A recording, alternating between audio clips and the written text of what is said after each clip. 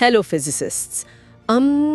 जरा सोचे, अगर भौतिकी के सबसे महान दिमागों में से एक इंसान, मतलब एक ऐसा इंसान जिसने दुनिया बदल दी, वो गुमनामी में मर जाए। हाँ, ये सच में एक अजीब ख्याल है। मतलब क्या हो अगर हर इंजन, हर मशीन को चलाने वाले नियम एक ऐसे इंसान के दिमाग से निकले हों जिस पर किसी ने कभी ध्यान ही नहीं दिया। ये विज्ञान के इतिहास की एक ऐसी कहानी है जो सच में रोंगटे खड़े कर देती है। बिल्कुल। एक ऐसा व्यक्ति जिसने पूरी आधुनिक दुनिया की नींव रखी, मतलब जिसके विचारों के बिना आज का कोई भी पावर प्लांट या जेट इंजन काम ही नहीं कर सकता। लेकिन जब वो जीवित था ना, तब दुनिया ने उसे पूरी तरह से नजरअंदाज कर दिया। और इसीलिए doctor physicists greatest of all time की इस नई विस्तृत वैज्ञानिक यात्रा में हम कुछ बेहद दुर्लभ दस्तावेजों और अकादमिक नोट्स को खंगालने वाले हैं। एकदम सही। आज का हमारा मिशन है उस शांत और एकांत प्रिय सैन्य इंजीनियर की कहानी को समझना, जिसने महज 118 पन्नों के एक शोध पत्र से थर्मोडायनामिक्स को, यानी ऊष्मप्रवैगिकी को जन्म दे दिया। हाँ, और हम बात कर रहे हैं निकोलस लियोनार्ड सादी कार्नो की। सादी कार्नो? नाम तो बहुत सुना है हमने। देखो, सादी कार्नो की ये कहानी सिर्फ विज्ञान तक सीमित नहीं है। ये एक ऐसे इंसान की कहानी है जो अपने समय और अपने समाज से बहुत आगे देख रहा था। इस यात्रा की शुरुआत करने के लिए ना हमें 1796 के पेरिस की सड़कों पर चलना होगा। अच्छा, फ्रांसीसी क्रांति का दौर। बिल्कुल। फ्रांसीसी क्रांति के बाद पूरे देश में भयानक राजनीतिक उथल-पुथल मची हुई थी। हर तरफ अस्थिरता थी। और सादी के जो पिता थे, लाजारे कार्नो, वो कोई साधारण व्यक्ति नहीं थे। हाँ, मैंने पढ़ा है उनके बारे में। वो काफी बड़े नेता थे ना? वो फ्रांसीसी क्रांति के एक बेहद शक्तिशाली नेता, महान गणितज्ञ और एक ऐसे सैन्य रणनीतिकार थे जिन्हें इतिहास ऑर्गेनाइजर ऑफ विक्ट्री, यानी जीत का आयोजक कहता है। बाप रे, मतलब एक ऐसे पिता का साया जो पूरे देश की सेनाएं चला रहा हो, यकीनन एक बच्चे पर भारी पड़ता होगा। बहुत ज्यादा। क्योंकि जो दस्तावेज हम देखते हैं वे बताते हैं कि पिता और पुत्र के स्वभाव में जमीन आसमान का अंतर था। हाँ, बिल्कुल उल्टा। जहां लाजारे कार्नो एक बहुत बड़ी सार्वजनिक हस्ती थे, वहीं सादी बिल्कुल विपरीत थे। बेहद अंतर्मुखी, शांत और एकदम एकांत पसंद करने वाले। सही कहा। लेकिन उस शांत स्वभाव का मतलब ये नहीं था कि वे कमजोर या डरपोक थे। अच्छा। हाँ, उनके अंदर न्याय की एक उग्र भावना हमेशा सुलगती रहती थी। हमारे स्रोतों में उनके बचपन का एक बेहद दिलचस्प और हैरान करने वाला किस्सा दर्ज है। अरे वाह, कौन सा किस्सा? जब सादी सिर्फ 4 साल के थे, तब उन्होंने नेपोलियन बोनापार्ट को देखा। नेपोलियन? रुको, 4 साल की उम्र में? हाँ, नेपोलियन उस समय एक झील के पास कुछ महिलाओं पर मजाक में पानी उछाल रहे थे। उस छोटे से 4 साल के बच्चे ने ये देखा और बिना किसी खौफ के उस समय यूरोप के सबसे शक्तिशाली इंसान पर एक छड़ी तान दी। क्या बात कर रहे हो? बिल्कुल। उसने चिल्लाकर नेपोलियन को डांटा कि फर्स्ट कॉन्सुल के जानवर, क्या महिलाओं को परेशान करते हुए शर्म नहीं आती? ओहो, ये किस्सा वाकई बहुत कुछ कह जाता है। मतलब जो इंसान पूरे यूरोप पर राज कर रहा है, उसे एक 4 साल का बच्चा छड़ी दिखा रहा है ना? ये दिखाता है कि सादी किसी भी सत्ता से या स्थापित मान्यता से दबने वाले इंसान तो बिल्कुल नहीं थे। एकदम सही। अब देखो, बचपन में फ्रांस की अस्थिर राजनीति और उनके पिता के निर्वासन के कारण उनका जीवन लगातार उथल-पुथल में रहा। लेकिन इस पूरी अशांति के बीच ना, उनके पिता ने ही उनकी शिक्षा की जिम्मेदारी उठाई। लाजारे ने ही उन्हें गणित और विज्ञान के मूलभूत सिद्धांत सिखाए। ठीक है, आइए इसे थोड़ा विस्तार से समझते हैं। अगर मैं इस पूरी परिस्थिति का विश्लेषण करूँ ना, तो सादी की स्थिति एक ऐसे इंडी फिल्म मेकर जैसी लगती है जो हॉलीवुड के सबसे बड़े सुपरस्टार के घर पैदा हुआ हो। अरे, ये एनालॉजी बहुत सटीक है ना? मतलब उसके पास अपार टैलेंट तो है, उसे सब कुछ विरासत में मिला है, लेकिन वो चकाचौंध और भारी राजनीतिक लाइमलाइट से दूर एक शांत कोने में अपना काम करना चाहता है। बिल्कुल। लेकिन मैं ये सोच रही थी कि एक ऐसे अंतर्मुखी स्वभाव और पिता के इतने भारी राजनीतिक दबाव ने सादी के वैज्ञानिक सोचने के तरीके को असल में कैसे आकार दिया? इसी एकांत प्रिय स्वभाव और राजनीतिक शोर शराबे से मिली जो दूरी थी ना, उसने सादी को एक बहुत बड़ा फायदा दिया। कैसा फायदा? सादी दुनिया के शोर से कट गए और उन्होंने उस समय की सबसे ज्यादा शोर करने वाली और महत्वपूर्ण मशीन को खामोशी से ऑब्जर्व करना शुरू किया। अच्छा, वो मशीन कौन सी थी? वो मशीन थी स्टीम इंजन। जब 1812 में सादी ने पेरिस के मशहूर एकोल पॉलिटेक्निक में दाखिला लिया, तो वहां उनके गुरुओं में पॉसो और एम्पियर जैसे सदी के महान वैज्ञानिक शामिल थे। हाँ, ये तो भौतिकी के दिग्गज है। लेकिन सादी की असली दिलचस्पी शुद्ध सैद्धांतिक गणित में नहीं थी। वे उन मशीनों को समझना चाहते थे जो औद्योगिक क्रांति को चला रही थी। हाँ, औद्योगिक क्रांति का वो दौर जहाँ जेम्स वॉट और न्यूकोमेन के स्टीम इंजन दुनिया की तस्वीर ही बदल रहे थे। बिल्कुल। मतलब खदानों से पानी निकाला जा रहा था, विशाल कारखाने चल रहे थे और हर तरफ बस कोयले के धुएं और मशीनों की आवाज का दबदबा था। सही कहा। स्टीम इंजन उस समय किसी चमत्कार से कम नहीं थे, लेकिन एक बहुत बड़ी और गहरी समस्या थी। समस्या? किस तरह की समस्या? वे बेहद अकुशल थे। मतलब उनकी एफिशिएंसी बहुत ही खराब थी। उस समय के इंजनों की दक्षता 5% से भी कम थी। बस 5%? हाँ, इसका सीधा सा मतलब ये है कि अगर खदानों में काम करने वाले मजदूर 100 किलो कोयला जला रहे थे, तो उसमें से 95 किलो कोयले की हीट या गर्मी बस धुएं और भाप के रूप में हवा में बर्बाद हो रही थी। अरे बाप रे! मतलब सिर्फ 5 किलो कोयले की ऊर्जा असल काम में तब्दील हो पा रही थी। ये तो ऊर्जा की बहुत बड़ी बर्बादी है। बहुत बड़ी। और उस समय के व्यवहारिक इंजीनियरों के पास इस बर्बादी का कोई वैज्ञानिक जवाब नहीं था। हाँ, दस्तावेज भी यही बताते हैं कि वे सब बस अंधेरे में तीर चला रहे थे। मतलब बिना किसी ठोस थ्योरी के मशीनों में तुक्के लगाए जा रहे थे कि शायद पानी की जगह शराब डाल दें। हाँ, या किसी और गैस का इस्तेमाल कर लें। या क्या प्रेशर बढ़ा देना चाहिए। ये पूरी तरह से ट्रायल एंड एरर का खेल चल रहा था। क्योंकि देखो, इंजीनियरों का पूरा ध्यान सिर्फ मशीन के डिजाइन और उसके पुर्जों पर अटका हुआ था। लेकिन सादी कारणों ने एक कदम पीछे लिया। उन्होंने एक ऐसा सवाल पूछा जो उस समय के किसी भी इंजीनियर या भौतिक विज्ञानी के दिमाग में आ ही नहीं रहा था। वो सवाल क्या था? वो एक बहुत ही गहरा, लगभग दार्शनिक सवाल था कि क्या किसी भी हीट इंजन की दक्षता की, एफिशिएंसी की कोई अंतिम प्राकृतिक सीमा होती है? मतलब क्या प्रकृति का कोई ऐसा नियम है जो ये तय करता है कि एक इंजन अधिकतम कितना काम कर सकता है, चाहे वो इंजन किसी भी धातु का बना हो? ये सवाल ही अपने आप में मतलब एक अलग स्तर की सोच को दर्शाता है। ये तो वैसा ही हुआ जैसे बाकी सब लोग एक तेज दौड़ने वाला घोड़ा बनाने की कोशिश कर रहे थे। बिल्कुल। ये सोचकर कि शायद हम ऐसा घोड़ा बना लें जो पलक झपकते ही कहीं पहुंच जाए, जबकि सादी कारनों अकेले बैठकर ये पूछ रहे थे कि प्रकाश की गति क्या है। क्या बात है, एकदम सटीक एनालॉजी। वे उस ब्रह्मांडीय गति सीमा को खोजना चाहते थे। लेकिन मुझे हैरानी होती है कि पेरिस में उस समय दुनिया के सबसे बेहतरीन सैद्धांतिक भौतिकविदों की फौज मौजूद थी। एक साधारण सैन्य इंजीनियर ये मूलभूत सवाल क्यों पूछ रहा था? इसका जवाब इस बात में छुपा है कि वो दोनों दुनियाओं के आउटसाइडर थे। आउटसाइडर कैसे? पेरिस के जो महान सैद्धांतिक भौतिकविद थे, उनके लिए भाप का इंजन एक गंदी औद्योगिक मशीन थी जिस पर कालिख लगी होती है। उनके नजदीक ये उच्च विज्ञान के अध्ययन का विषय ही नहीं था। अच्छा, उनके लिए बहुत छोटी चीज थी। हाँ, और दूसरी तरफ जो व्यवहारिक इंजीनियर कारखानों में काम कर रहे थे, उनके पास गहरी दार्शनिक थियरी सोचने का समय ही नहीं था। सही बात है, उन्हें तो बस मशीन चलानी थी। बिल्कुल। और सादी कारनों इन दोनों दुनियाओं के ठीक बीच में खड़े थे। वो इंजीनियर जरूर थे, लेकिन उनका दिमाग एक दार्शनिक की तरह चलता था। और इसी सवाल का जवाब देने के लिए उन्होंने 1824 में 28 साल की उम्र में अपनी इकलौती किताब प्रकाशित की, reflections on the motive power of fire. और इस छोटी सी महज 118 पन्नों की किताब ने विज्ञान में एक बिल्कुल नई दुनिया के दरवाजे खोल दिए, जिसे आज हम थर्मोडायनेमिक्स कहते हैं ना, उसका जन्म इसी किताब से हुआ था। हाँ, इस किताब में सादी ने जो किया वो सच में अद्भुत था। उन्होंने किसी असली इंजन की बात ही नहीं की। असली इंजन की नहीं, तो फिर किसकी? उन्होंने अपनी कल्पना में एक ऐसे इंजन का निर्माण किया जो असल दुनिया में मौजूद ही नहीं था। एक बिल्कुल आदर्श और पूरी तरह से रिवर्सिबल इंजन। अच्छा, जिसे आज विज्ञान की दुनिया कार्नो साइकिल के नाम से जानती है। एकदम सही। लेकिन ये रिवर्सिबल इंजन का कॉन्सेप्ट थोड़ा जटिल लग सकता है। इसे थोड़ा सरल तरीके से कैसे समझा जाए?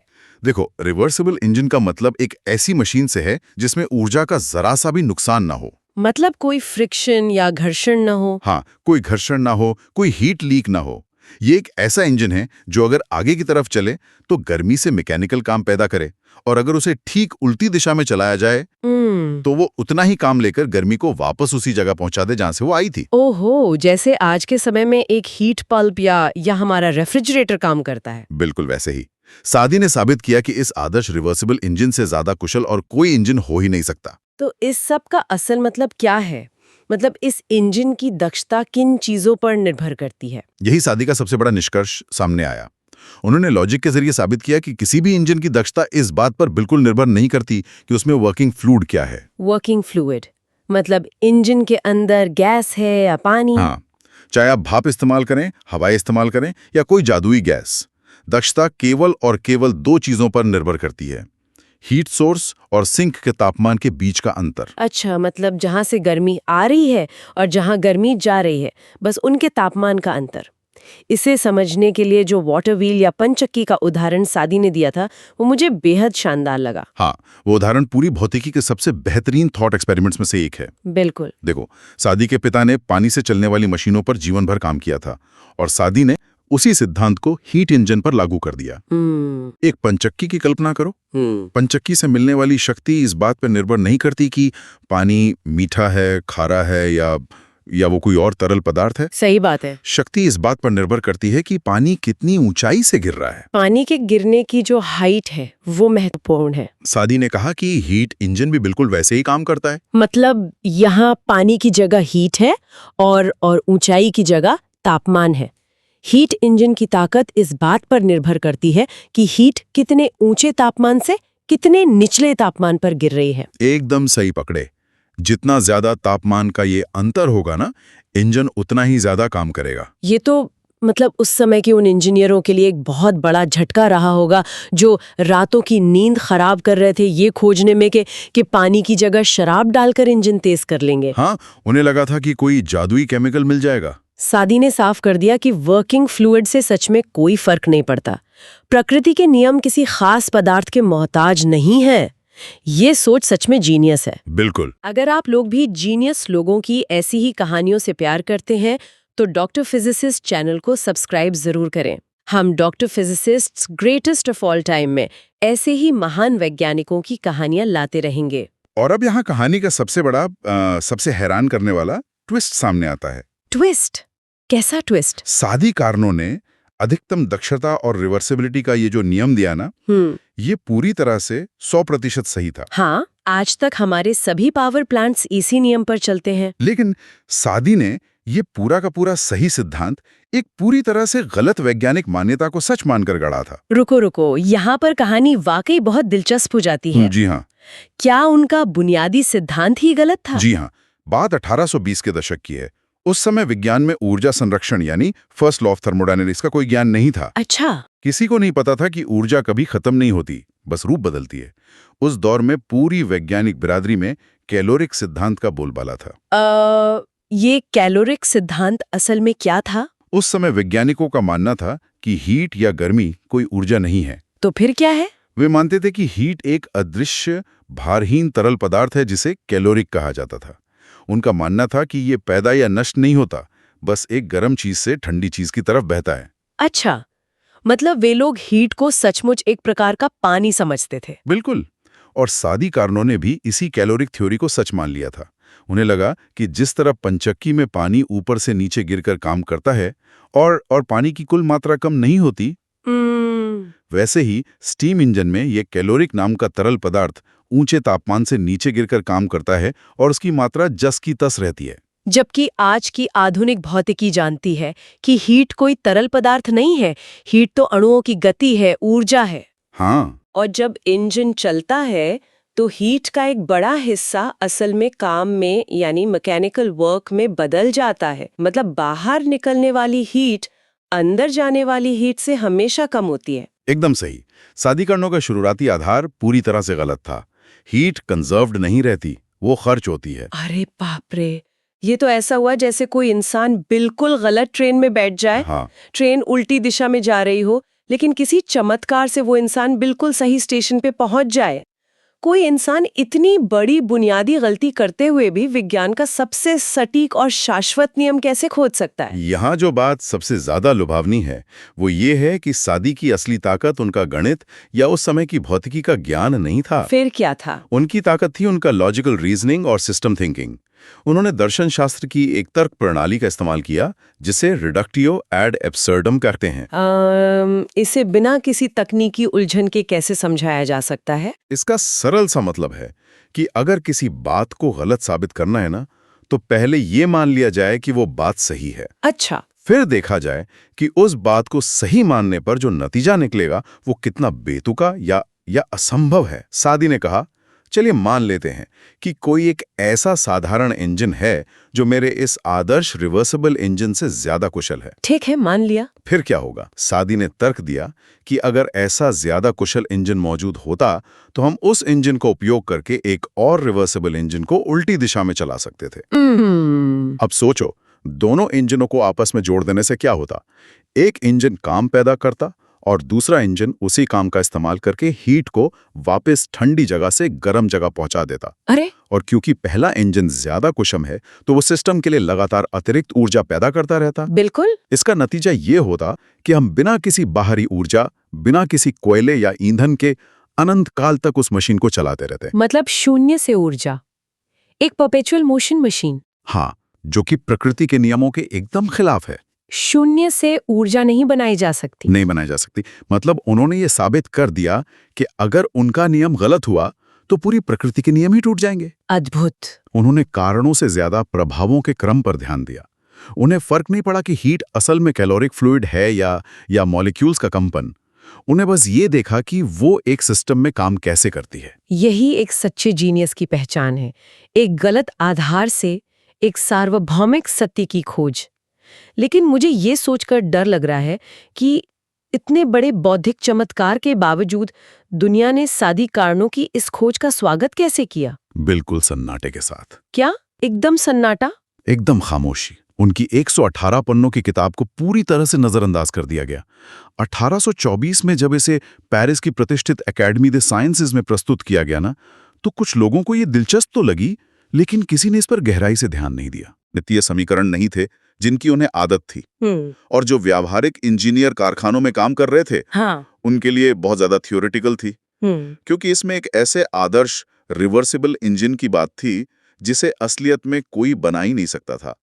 सादी कारणों समय से इतना आगे थे कि उनके समकालीन उन्हें समझ ही नहीं पाए। एक ऐसा इंसान जिसने ब्रह्मांड के सबसे बड़े रहस्यों में से एक को सुलझा लिया हो और कोई उसे सुन ही नहीं रहा, ये सुनना ही बहुत दुखद लगता है। हाँ, और जो सबसे बड़ी त्रासदी है ना, वो तो इसके बाद आई। क्या हुआ? अपनी किताब के नजरअंदाज होने के बाद सादी का जीवन गुमनामी और एकांत में बीता, और फिर 1832 में पेरिस में हैजा यानी कॉलरा की भयानक महामारी फैली। ओहो। हजारों लोग मारे गए, और उसी महामारी की चपेट में आकर महज 36 साल की उम्र में सादी कारणों का निधन हो गया। सिर्फ 36 साल। इतिहास में न जाने कितनी महान खोजें हैजे की उस महामारी में दफन हो गईं। और मुझे याद है, उस दौर में जब कोई हैजे से मरता था तो संक्रमण फैलने के डर से उसकी सारी चीजें जला दी जाती थी ना। यही हुआ।